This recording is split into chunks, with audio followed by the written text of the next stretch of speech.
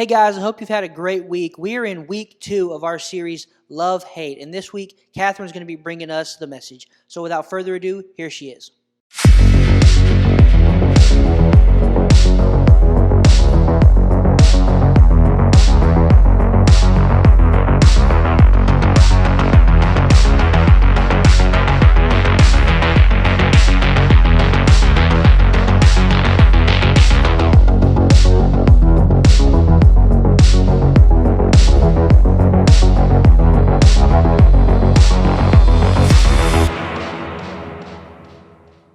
Hey guys, what is up? Question: have you ever felt thankful that one of your friends gave you a heads up even if it was awkward for them? It's not pleasant, but ultimately you knew they said that because they were looking out for you. For me, I send all my pictures that I consider posting on social media to my best friend so she can tell me the honest truth and tell me if it's postable or not. Because sometimes she'll be like, definitely not, or yeah, I posted. Sometimes it'd be awkward when she says it's terrible and hurtful, but it's needed. But we all have these moments. No one likes hearing they have food on their shirt or toilet paper stuck to their shoe. But when someone cares enough about us to look out for us and save us from future embarrassment, we're definitely grateful. Now, let's think about this from the other side for a second. Have you ever felt like you should really say something to someone else, but you weren't sure how to go about saying it? Think about it. Telling your friend that they have food on their face is one thing, but we all know there's bigger stuff too. On the other hand, talking to a friend about a relationship that you don't think is good for them, confronting someone about decisions they're making lately that aren't great, speaking up about something that you know is going to get them in trouble, well, those feel completely different. Speaking up in a situation like this is beyond difficult. Like if your brother or sister started hanging out with people who convince them to do things that aren't right. What are you supposed to say? If your best friend is making decisions that their parents would not be okay with, is it really your place to say something about it? So we usually just avoid these conversations altogether. But why? Maybe we don't want to ruin a friendship or make someone mad, or we don't think that the other person will listen, or even we just don't know what to say or how to say it. For some of you, the situation is opposite. You have no problem telling people exactly how you see it. You're not shy about speaking up at all. The problem with that, though, is that you may not always be speaking up in a way that causes people to want to listen. If you've ever wrestled with this in any kind of way, the good news is this: you're not alone. We've all been there, and we all know what it feels like to know that we need to say something, yet find ourselves unsure of what to say or how to say it. What if we could learn a way to approach difficult conversations? What if there was a way to be helpful and kind when we choose to speak up? What if there was a way to have difficult conversations that end up bringing about something good? Here's the thing. Nobody wants to be the holier-than-thou friend who talks about everything everyone else does wrong. Instead, we want our reputation to stand out for the right reasons, for how we love and treat other people. So when it comes to being a friend who looks out for others, how do we make sure we handle it in the right way? Last week, we talked about how we should be all about love. Who wouldn't want to have a reputation for loving others? No matter how tough we want to appear or how trendy hating on others is, we all know it's better to be known for loving others. But if love is the goal, then how are we supposed to handle it when somebody is literally doing something bad or dangerous or just plain dumb? Maybe we should just avoid them. This seems to be the way we're supposed to behave. We're all just supposed to be okay with everyone else's choices because it's either their life, and who are we to judge? I think deep down we all know that this is not always the case, especially when it comes to the people closest to us. What do we do then? Paul actually talked about this very thing in a letter to a church in a region called Galatia. Paul gave insight on this topic. Galatians 6:1 says, "Dear brothers and sisters, another believer is overcome by some sin. You who are godly should gently and humbly help that person back onto the right path, and be careful not to fall into the same temptation yourself." Paul is saying that if the Galatians have any friends who share the same values but slip up and do something that is harmful, their responsibility is to help that person get back on their right track. In other words, he's saying you and I should actually go further than just saying something in a conversation. We should help someone get back on to the best place they can be, on track with what God says is best. Now, there's a lot Paul isn't saying there here too. He isn't saying that you are personally responsible for making sure your friends make wise choices. And he isn't saying you should put yourself in a position that sets you up for failure when you're trying to help your friends. Wisdom in these conversations and situations is a must. The point is, according to Paul, with humility and gentleness, you and I can help people who are struggling with making poor decisions get back on the right path. Paul continues in Galatians 6:2 saying, "Share each other's burdens, and in this way obey the law of Christ." So how do we help them get back on track? By carrying each other's burdens? Think about it in this way. In the world of fitness training, there's a person known as a spotter.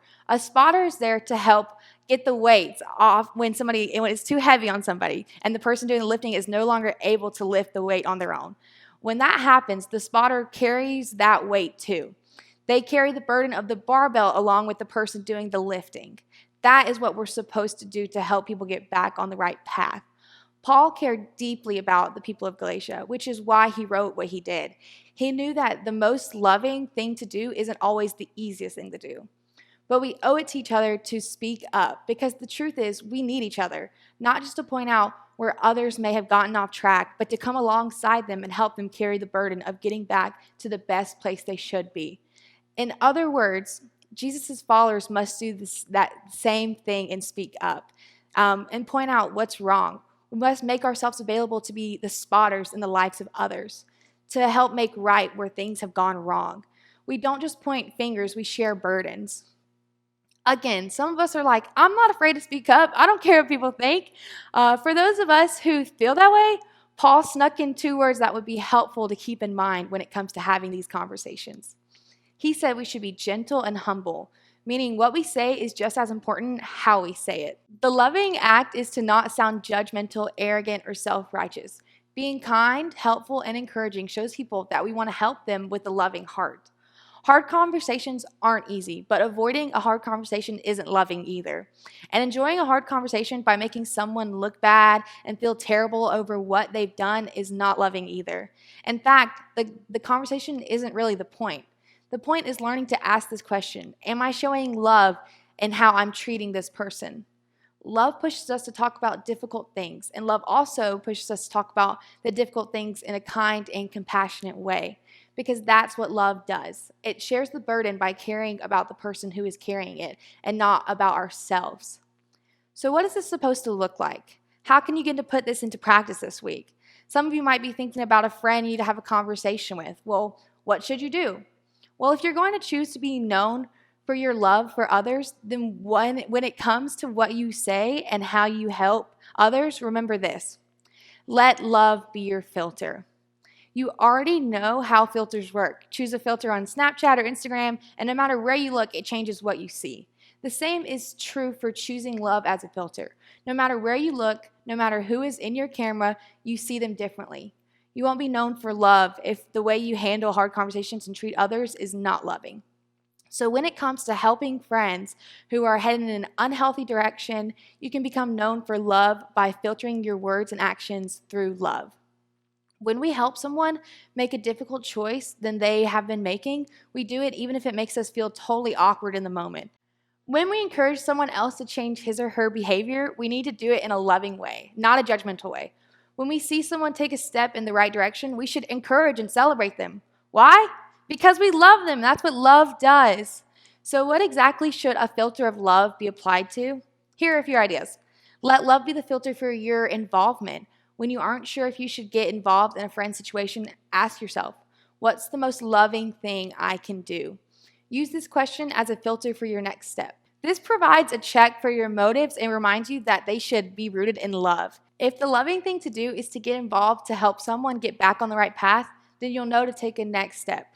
Once you're sure the most loving thing to do is to get involved, you should let love be the filter for your words. Ask yourself, how would I want someone to speak to me, and what would I want him or her to say? When you filter your words through love, you'll stop and make sure you're not just throwing shade. This isn't about making you look right and them look wrong. Instead, you'll be letting them know that you're there to carry their burdens with them. Your words can spark hope or cast judgment. If you filter them through love, they'll be words that can help get someone else's life back on track. Once you have a word filter in place, it's time to take the next step. Let love be the filter for your actions and reactions. If we have friends that are having a hard time keeping their lives headed in the right direction, chances are they won't just need your words, they'll need your help. You have to choose to filter your actions through love, just like you do your words. Ask yourself, how would I want someone to live out their love if I were in this situation? Would you want them to keep their phone close in case you got in a tempting situation? Would you want them to pick you up if you wound up at an unhealthy party? Would you want them to tell an adult or professional because the help you need goes beyond them? Would you want them to say hard things and follow those words up with accountability and continuous conversations to help you stay on track? No matter what the situation is, if you filter your actions through love, you'll wind up being known for the way you love others. And you'll live out Paul's call to help share the burdens of other people. When we let love be our filter, we wind up sharing the burdens of those we love. Imagine how our schools, friendships, and families would be different if there were more people filtering their involvement, words, and actions through love. We would say hard things to one another, not out of judgment or hate, but out of love. We would help keep each other from regrets, mistakes, and unnecessary heartbreaks or negative consequences. Who knows? A filter of love might just change the direction of someone else's life for the better forever. Let's be people who let love be our filter so that we can help those we love stay headed in the best direction for their lives. Wow, what a great message from Catherine, and what a great reminder that we can let love be our filter. Hey guys, if you haven't already, make sure you hit the subscribe button here so you can see all our new content, and don't forget to follow us on Instagram at Southside Students.